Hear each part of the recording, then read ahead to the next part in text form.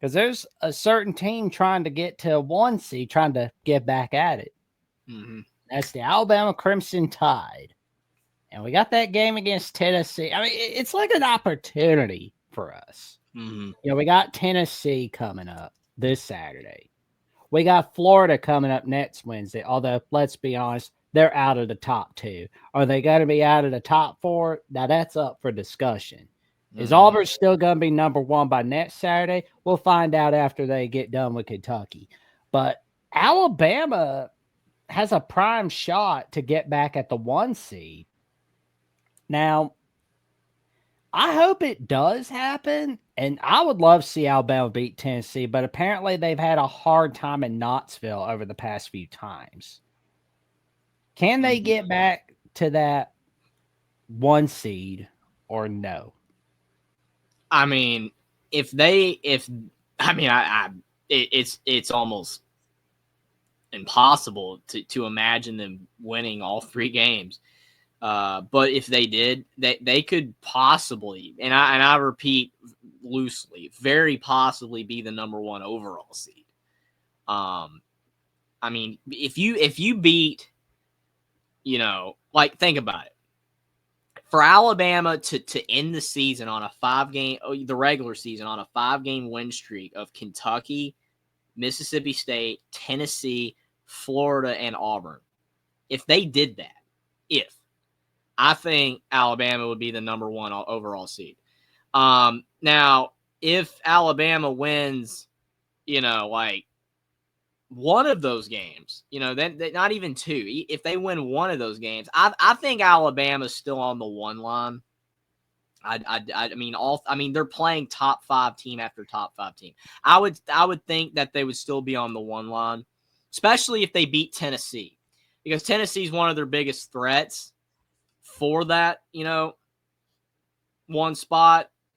So, like, if Alabama loses to Tennessee, that could maybe boost Tennessee up. Maybe. So I think if Alabama beats Tennessee, they don't really have to worry about Florida and Auburn, because those 2 teams are, more than likely going to be 1 seeds. Florida did kind of hurt themselves with that Georgia loss. Oh, but honestly. I think that, Alabama is on the 1 line right now. And all they have to do to be a 1 seed is at worst probably go 1-2 in the final 3, and then win a couple games in the SEC tournament, and then they're going to be a 1 seed. They can't lose all 3. I don't think if they go 0-3, that's going to be too many losses. They'll be a 2 seed, but at worst they're going to be a 2. Because, like I said, Alabama's already a 1 seed. It's just, are they going to lose all 3 and end up being a 2 seed? Can they win all 3 and be the number 1 overall seed, or are they going to go 1-2, 2-1, and that would probably keep them on the 1 line as they already are? Well, and there's one other factor too, the SEC tournament. Yeah. Because, like, we go 2-1. I mean, we're still in line for the 1 seed, of course. But if we were to win the SEC tournament afterwards, boom, we're in as a 1 seed. We lose in, like, the quarterfinals, there may be a debate. Semifinals, debate. But you lose in the title game, I mean, you're 1 seed. You're 1 seed. Because, I mean, like, the SEC title game is hours before Selection Sunday. So that's one thing to really think about. Yeah, for sure. I mean, I think that if Alabama wins the SEC tournament, then, especially depending if they go at least 2-1 in the final 3 regular season games, Alabama would be probably the number 1 overall seed. If they go 2-1 and lose in the semifinals, they'll be a 1 seed. They won't be the number 1 overall, but they'll be a 1 seed.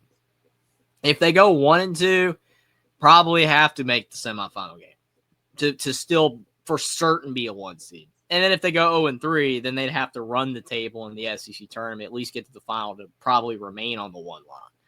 Because there's a lot of competition for those final spots. Houston's, there. Florida's there. Tennessee is close. So, I mean, it's not a guarantee Bama's going to be a 1 seed. But if they win 2 of these final 3 games, they're going to be a 1 seed. There's no doubt in my mind. I mean, they already have so many great wins. And you add 2 more wins against top 5 to 7 teams, yeah, you're going to be a 1 seed. But they have to do that, and we'll see. I think they'll win at least one. I mean, the problem is, at Tennessee, at Auburn, you could say, well, maybe they'll get revenge on Auburn because they lost at home. Maybe. But realistically, the most likely win is probably the home game. I know Florida's really good, but again, we just saw Florida lose at Georgia. So maybe, Bama could win that. And probably the swing game's Tennessee. Because at times, even though Tennessee is a great team, there are moments where Tennessee just still is a little shaky sometimes to me. They are much better than they've been, but I still, kind of wonder, will they kind of fade down the stretch, again, like lose a couple games and then have an early March exit. I will say Rick Barnes has done a better job recently of getting Tennessee further in the tournament, but that was a major problem for him for the vast majority of his time at Tennessee. He was getting to the point where it was like, because people remember his days at Texas too, or he never really advanced far. Like, can this guy advance? So they've been advancing a little bit more, but still Tennessee can let you down sometimes. So I think Alabama's in great shape. They're in fantastic shape, especially considering when you look at the bubble. The bubble's a mess. So the fact that Alabama's a 1 seed when in years past they mostly were a bubble team or not even in the field. It's remarkable Alabama's even in this situation right now. Nate Oates, how far they've come, it's amazing. And that's why people are calling them a new blood. If Alabama can win a title, then I really think you could call them a new blood. But yeah, they're amazing. They're fantastic. And the defense a little bit sketchy at times, but their offense is incredible. And I win 2 of the next 3, and they're a 1 seed for sure. Yeah. No matter what happens in the SEC tournament. Oh yeah. But at the same time, it's kind of like, even if they're not 1 seed, they'll be fine. They'll be fine. Like, we just have to get the kinks worked out before the end of February, like the end of the regular season. and we should be good to go. Like, and the conference tournament as well. Like, we do that, we're good to go.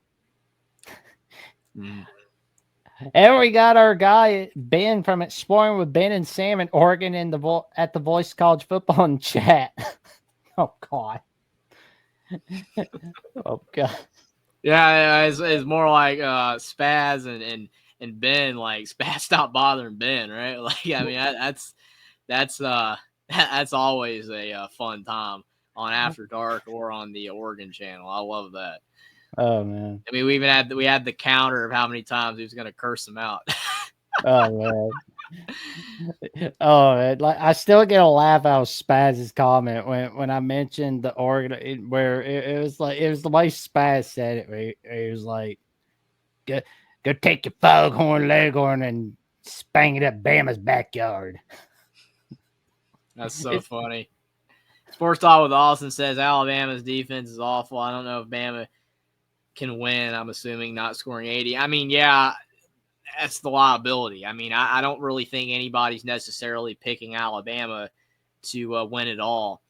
There's probably going to be a few people, but I wouldn't pick them to win it all as of now.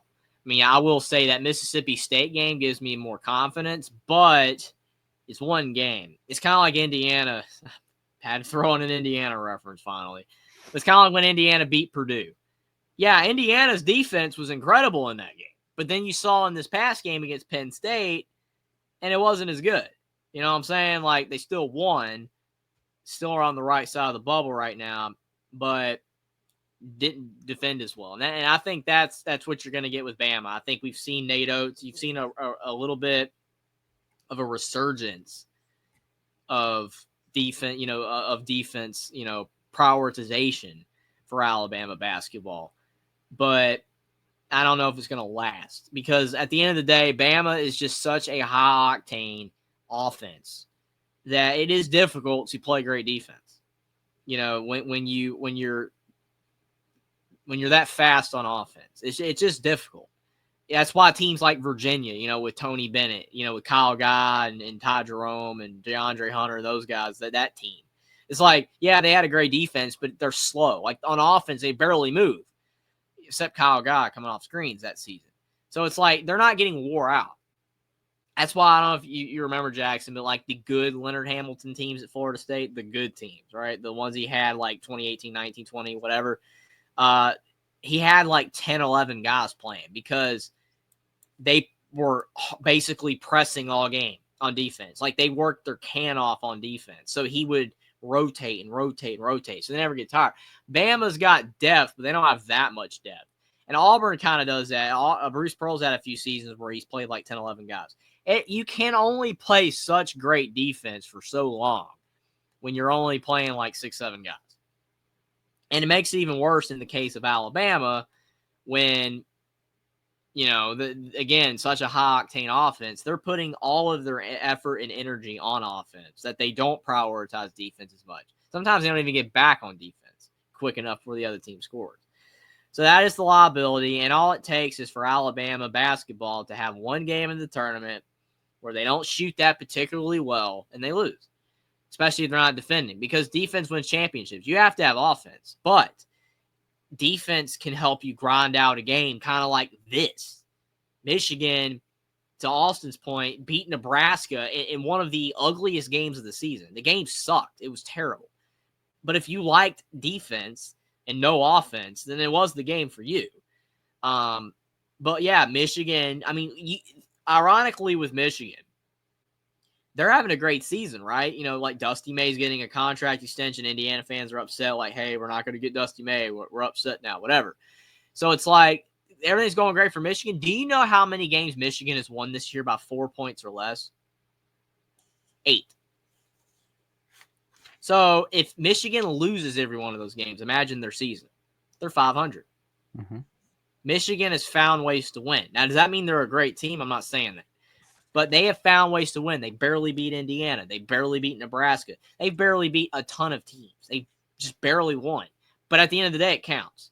So obviously Michigan knows how to grind out wins, or at least this year. We'll see if Dusty may keep it going in the future. Kind of reminds me how the Vikings kept winning that year. They kept winning all those close games, and then they choked in the playoffs. I'm not saying Michigan's going to do that in the tournament, but I'm just saying that when you win a lot of close games, it's not necessarily a great sign. It's just going to continue. And it means you're going to have a rebuilding year next year. Unless you can just reload in the portal in college sports anyway. Because that's practically what Michigan did this year. I mean, Dusty May was his first year of the Michigan job. So he had to bring in a lot of transfers. So, if he can reload, then he'll probably be fine. But, yeah, especially in the NFL, yeah, you definitely going to have to reload because it's not as simple as it's just getting portal guys. Well,